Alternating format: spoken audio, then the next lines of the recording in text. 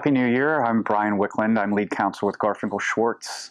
I'm coming to you today from a Winter Park restaurant slash wine distributor called the Wine Barn. My office is in Maitland, Florida, which is pretty much just up the street.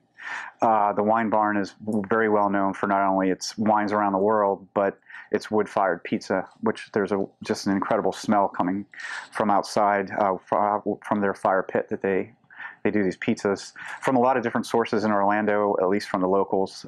This place is ranked #1 for wood-fired artesian pizza. And so I'm going to enjoy myself after I finish speaking with you. Unfortunately, I don't like to do this, but I'd like to give an update on things that are going on around the world that civilian contractors and overseas contractors should be aware of. Our firm specializes in kind of only does Defense Base Act and longshore cases.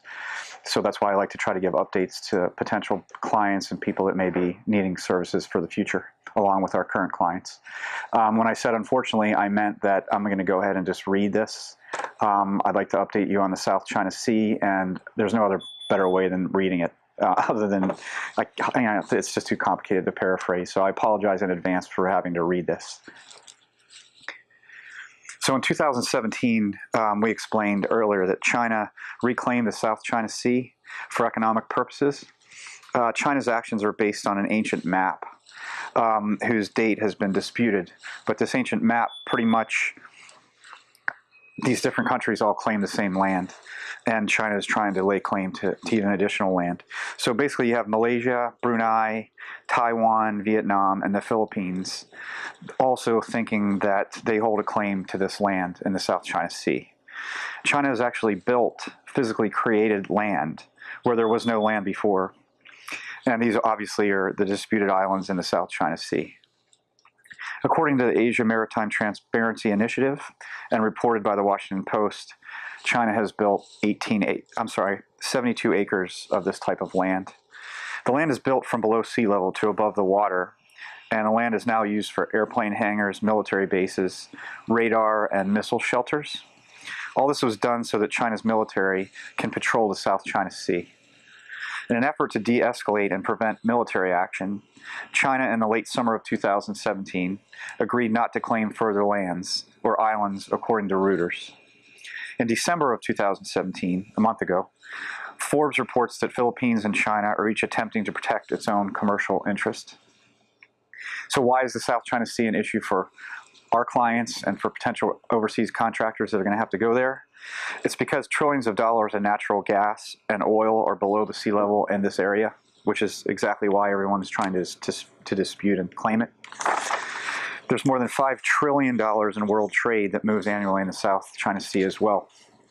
We'd like to reiterate that our civilian contractors, that based on the knowledge that we've gathered over the years, there's a 4-to-1 ratio pretty much of military versus the number of contractors. So for every 1 military person there is in the South China Sea, there's going to be 4 overseas private contractors. They're also going to, obviously, contractors are going to be in high demand, we predict, in the South China Sea because of these conflicts and because of the amount of money that's at stake. This is also going to probably turn into a very high-risk danger zone, which is where a lot of my clients are getting business solicited to them to say, hey, can you come over here?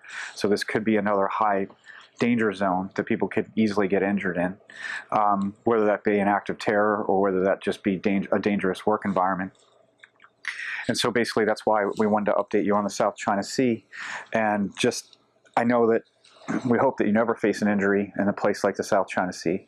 But if you do, you should be prepared for that because you don't know what kind of medical areas what kind of medical treatment there's going to be in those areas that are remote, how much danger you're going to get yourself involved in. We obviously want to look at the bright side of things, but you also have to be prepared in case you are injured, what your rights are under the Defense Base Act.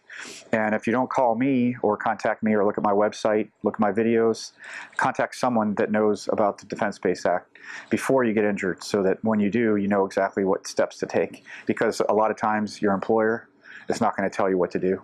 They're just going to send you home and you're going to be stuck and they're not going to tell you what your rights are. So like I said, even if it's not me, that's okay. If you can contact me for free before or after an injury. If you don't do that, then please find someone that specializes and knows what they're doing when it comes to the Defense Base Act, that being an attorney. Again, thank you very much. Stay safe, be prepared, and I hope you don't have to contact me because of an injury, but if you do, we'll do the best we possibly can to help you get the benefits that you deserve. Thanks for listening. Again, Happy New Year. Good luck in the future.